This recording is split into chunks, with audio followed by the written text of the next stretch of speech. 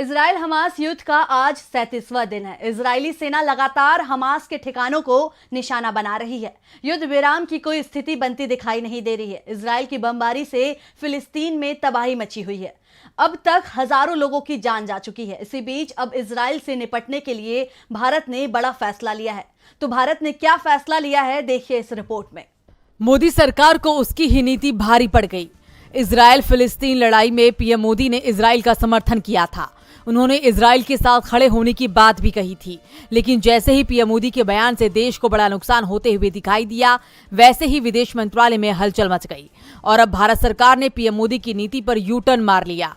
अब तक इजराइल के खिलाफ यूएन में वोटिंग से दूरी बनाने वाले भारत ने पहली बार इजराइल के खिलाफ पेश हुए निंदा प्रस्ताव पर वोटिंग में हिस्सा लिया और इजराइल के खिलाफ वोट भी किया।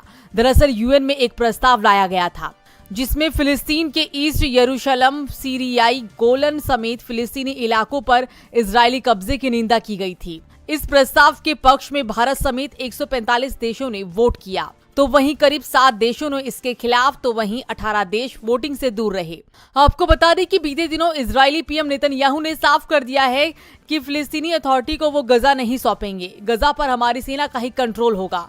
दूसरी ओर विश्व स्वास्थ्य संगठन ने दावा किया है कि गजा के सबसे बड़े अस्पताल अल शिफा से उसका संपर्क टूट गया है, जिसको लेकर WHO ने चिंता जताई है। इस बीच इजराइल और सऊदी अरब के बीच चल रही बातचीत भी नाकाम साबित हुई। इसके साथ ही अरब देशों ने इजराइल पर हथियारों को लेकर प्रतिबंध लगाने की भी बात कही। उन्होंने कहा कि क्षेत्र में शांति के लिए फिलिस्तीनी मुद्दे को हल करना बेहद जरूरी है।